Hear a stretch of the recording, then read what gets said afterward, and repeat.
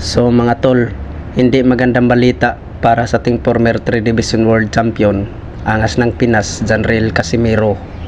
Dahil po ay nakita po natin sa upload ng uli at binugbog lang daw ang angas ng Pinas, Janriel Casimiro, sa hindi kilalang boksingero sa laban nila noong buwan ng Mayo 13 sa Okada, Manila.